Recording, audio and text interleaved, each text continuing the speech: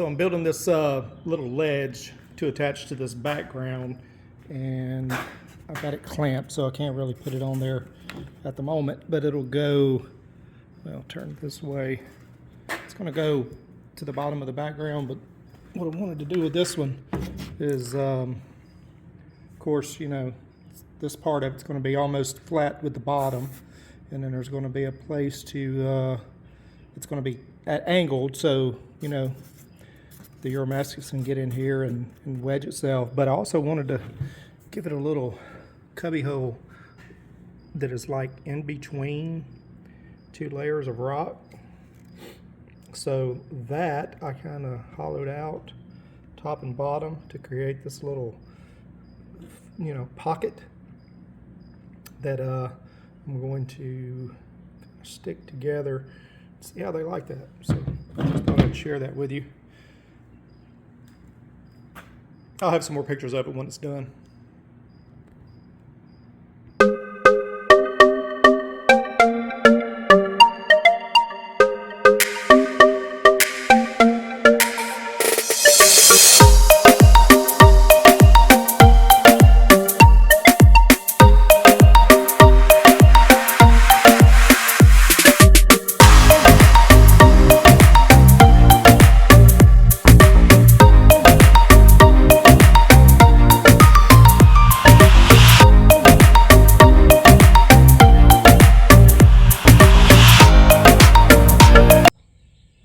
So I didn't get too deep into this one with pictures and, you know, a long video showing how it was built, because it's basically built exactly like the other one I did the other day.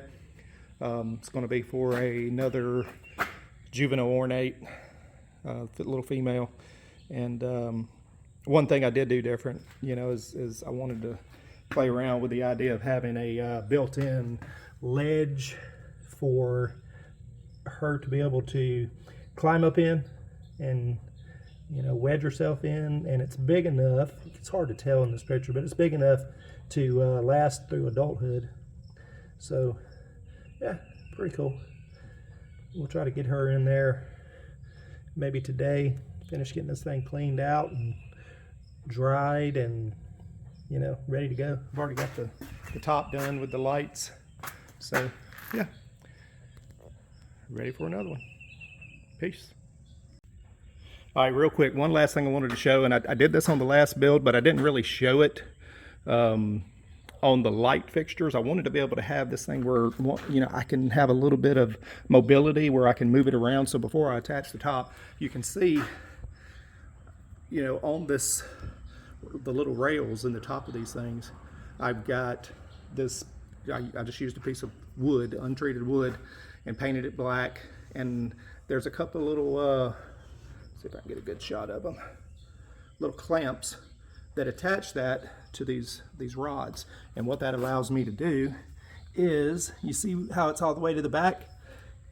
It's kind of hard to do without help, but now this thing will slide.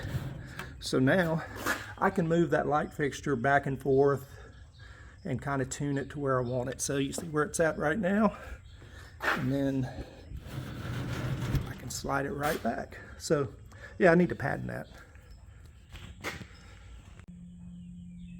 All right, it was a little bit hard to tell exactly what I was talking about in that last video. So here, I'll pull this top off and I'll show you what I meant by being able to adjust the lighting forward and rear in the cage. So I showed you the little clamps that are hooked to the bars. You see the little rods that run on the bottom side of this, which is painted black, so it'll blend, or the bar, or there's clamps on the bar.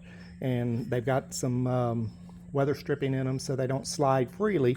But if you push this, I'll put a piece of wood over there so you can see. So this can be slid forward, backwards. So if you wanted to adjust your lights forward or backward inside the cage, of course you can't go side to side. Then maybe one day I'll figure that out. But yeah, so that's how that works. So let's say I wanted it in the center, but then I want it to come further back or go further forward. I can adjust those. So hope that makes better sense. Peace.